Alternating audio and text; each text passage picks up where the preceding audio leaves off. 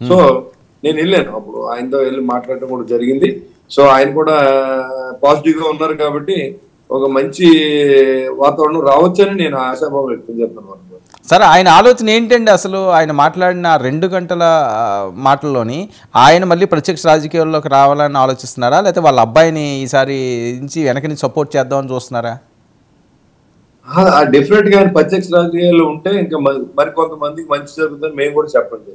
వాళ్ళ అబ్బాయిని పెట్టడం కాదు, ఒక సీనియర్ తండ్రి ఉండగా తండ్రి ఇష్టం మేరకు మనం అడగాలి తప్ప ఆయన వాళ్ళ అబ్బాయి ఈయన ఉండగా వాళ్ళ అబ్బాయి కాదు కదా, ముద్రగడ గారి ఆలోచన అండి, నేను మిమ్మల్ని అంటలేదు. ముద్రగడ గారు ఆయన ఏంటంటే ఎవరన్నా గౌరవప్రదంగా ఆయన్ని పిలిచి సీట్ ఇచ్చి పోటీ చేయమంటే చేస్తారు. డెఫినెట్ గా ఆయన ప్రత్యేక రాజకీయాల్లో ఉండడానికి ఇష్టం చూపిస్తున్నారు. ఆయన మాటలు నాకు అర్థమైంది ఏంటంటే ఆయన గెలిచి మరికొంతమందికి, ఆయన నాతో అన్నాడు, మరికొంతమందికి అధికారం ఉందనుకో శ్రీను గారు, మనం డెఫినెట్ గా మరికొంతమందికి అధికారం లేకుండా మనం పోటీ చేయొచ్చు, అధికారం ఉంటే ఎక్కువ చేయొచ్చు. కాబట్టి నేను ఇదివరకు నేను అధికారం చూశాను, అన్ని చూసిన వ్యక్తిని ఎంపీ చేశాను, మినిస్టర్ చేశాను, ఎమ్మెల్యే చేశాను.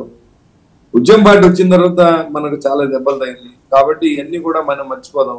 రాబోయే భవిష్యత్తులో మరింత మందికి సేవ చేసే భాగ్యాన్ని భగవంతుడు కల్పించాలని కోరుకున్నానని చెప్పండి. సరే, అంబటి రాయుడు గారు వెళ్ళారు, ఆయన కూడా మీ సామాజిక వర్గానికి సంబంధించిన ఆయనే, మళ్ళీ వెంటనే గోడ కట్టిన బందిలా వెనక్కి తిరిగి వచ్చారు. సో ముద్రగడ గారు కూడా ఏదో వెళ్ళిపోతున్నారు చేస్తున్నారు అని చెప్పారు. ఇందాక కూడా మీరు అన్నారు, రాధా గారు కూడా, వంగవీటి రాధా గారి అంశం కూడా ఆ రకంగానే వచ్చింది, ఆయన వెళ్తున్నారు చేస్తున్నారని. సో ఇవన్నీ ఏంటి, ఈ పరిణామాలన్నీ ఎలా చూడాల్సిన అవసరం ఉంది అసలు? అంబటి గారు ఎందుకు వెళ్ళారు, ఎందుకు వచ్చారు? ముద్రగడ గారు ఏమోని ఆయనకి అసలు ఆ ఉద్దేశమే లేదని మీరు చెప్తున్నారు. జనసేనలోకి అయితే ఖచ్చితంగా ఆయనే చెప్తారు, మీరు అడగొచ్చు ఆయన్ని, మీరే ఎవరిని అడగొచ్చు. నేనేది జరగంది ఏది నేను చెప్పట్లేదు, జరిగిందే చెప్తున్నాను. ఇప్పుడు నేను చెప్పింది నిజమని మీరు నమ్మకలేదు. మీరు కూడా ఆయన్ని ఫోన్ లైన్ లో తీసుకొని ఏమన్నా మీరు మాట్లాడిన దాంట్లో అడగండి. మీరు ఏమన్నా వైసీపీతో మతనాలు జరిగినాయా, మీ పర్మిషన్ తో యాడ్ చేశారని కూడా అడగొచ్చు, తప్పేంటి. ఎందుకంటే ఆయన చెప్పింది నాకు తెలిసింది ఏంటంటే మమ్మల్ని ఎవరు అడగలేదు, వాళ్ళ అష్టాచారం వాళ్ళు వేసారు, దానివల్ల మా కెరీర్ పోతా ఉందని ఆయన ఆవేదన వ్యక్తం చేశారు. అది నిజం కదా, మీ ఛానల్ ద్వారా ఖచ్చితంగా నేను మాట్లాడతాను. అంటే ఓకే, అసలు ఈ సందర్భమే లేదు మాట, అసలు వైఎస్ఆర్సీపీలోకి ఆయన వెళ్తున్నాం అన్నదే లేదు. ఓకే, లేకుండా వెళ్ళని కూడా చెప్పారు. సో ఇంకా జనసేనకి లైన్ క్లియర్ అయినట్టే ముద్రగడ గారితో. యాక్చువల్గా ఇప్పుడు డిఫరెన్స్ లేదు కాబట్టి ఖచ్చితంగా లైన్ క్లియర్ అవుతుంది, ఇద్దరు కలిసి మాట్లాడతారని నేను అనుకుంటున్నాను.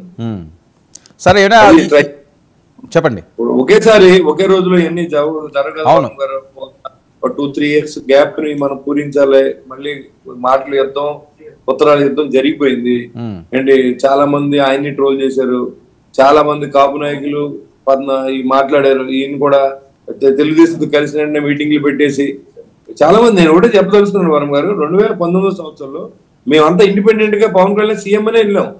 ఆ రోజు మాకు ఎవరు సపోర్ట్ చేయలేదు. సోకాల్ పర్సన్స్ ప్రెస్ మీట్లు పెట్టిన వాళ్ళు గుంటూరులో కానీ కాకినాడలో కానీ కొంతమంది పెట్టారు, చూసారు ఉంటారు మీరు, వాళ్ళు ఎవరు మాకు సపోర్ట్ చేయలే.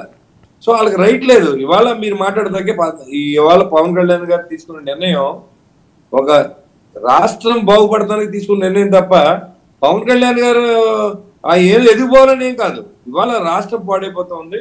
ఇవాళ తెలుగుదేశంతో కలిసి పోరాడితేనే మనకి అధికారం వస్తుంది. కాబట్టి అధికారం వస్తే రాష్ట్రాన్ని కాపాడొచ్చు అనే ఆలోచనతో తప్ప దీంట్లో ఎలాంటి స్వార్థం పవన్ కళ్యాణ్ గారికి లేదు. అన్కండిషనల్ గా ఇవాళ మ్యూచువల్ గా కలిసి ఏదో రకంగా రాష్ట్రాన్ని అభివృద్ధి చేయాలనేది ఆలోచనతో ఉన్నాం. వాళ్ళు చూశారు కదా, ఈ ఆంధ్ర రాష్ట్రంలో ఉన్న ఆస్తులకి, ఇక్కడ ఉన్నటువంటి జాబ్స్ లేని నిరుద్యోగులు, రోడ్లు లేని గుంతలు పడిపోయిన రోడ్లు, రైతును ఆదుకోని ప్రభుత్వం, పోలవరం కట్టలేని ప్రభుత్వం, విశాఖకు అమ్ముకున్న ప్రభుత్వం, లెక్కర్ని 5 రెట్లు తీసి అమ్ముకున్న ప్రభుత్వం. ఎందుకంటే ఏం కావాలి సార్? ఇంకా మేము వైనాట్ 170 అంటే రాష్ట్రంలో ఎవరు చదువుకున్న వాళ్ళు కానీ జ్ఞానం లేని వాళ్ళు ఉంటే 175 ఎక్కుతారు. ఇవాళ అన్ని ఇవాళ చూడండి, అంగన్వాడీ ఓ పక్కన స్ట్రైకు, మున్సిపల్ సిబ్బంది స్ట్రైకు, టీచర్ల స్ట్రైకు. అసలు ఎంతమందితో ఎలాంటి పరిపాలన మనం చూసాం ఎప్పుడన్నా? చాలా ప్రభుత్వాలు వచ్చినాయి. మీకంటే నేను ఒక రంగం పెద్దోడిని. నేను ఒక 12 ఎలక్షన్లు 12 మంది ముఖ్యమంత్రులు చూసుకుంటాను ఈ వయసులో. నాకు చిన్నప్పటి నుంచి చూసుకుంటే నాకు 62 సంవత్సరాలు. కనీసం 10 మంది ముఖ్యమంత్రులతో మనకు తెలుసు. ఒక 6-7 ముఖ్యమంత్రులతో ప్రత్యక్షంగా మాట్లాడిన వ్యక్తిని.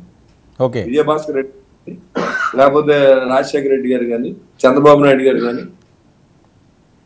వీళ్ళందరితో మేము అంటే మన క్లోజ్ ఫ్రెండ్స్ అని నేను చెప్పను కానీ మాకున్న ఆ ఏజ్ లో మేము ఉన్న కాంగ్రెస్ పార్టీలో ఉన్నప్పుడు కానీ మేము వీళ్ళందరితో కలిసినప్పుడు వాళ్ళ మాటలు కానీ వాళ్ళ మీటింగ్ లో కానీ వాళ్ళతో కూర్చున్న సందర్భాలు మాకు ఉన్నాయి.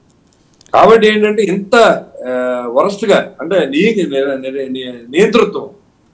ఒక చిన్న విషయం అండి వర్మ గారు, చాలా ఇంపార్టెంట్ విషయం. మాధవరం ఒక గ్రామం ఉంది వర్మ గారు. ఒక పండగ రోజుల్లో 3 స్టూడెంట్స్ మోటార్ సైకిల్ స్పీడ్ గా వెళ్ళి ట్రాన్స్ఫార్మర్ గుద్దేశారు వర్మ గారు. చచ్చిపోయారు స్పాట్ డెడ్ అండి. 3 16-17 సంవత్సరాల పిల్లలు. వాళ్ళకి వేరే పిల్లలు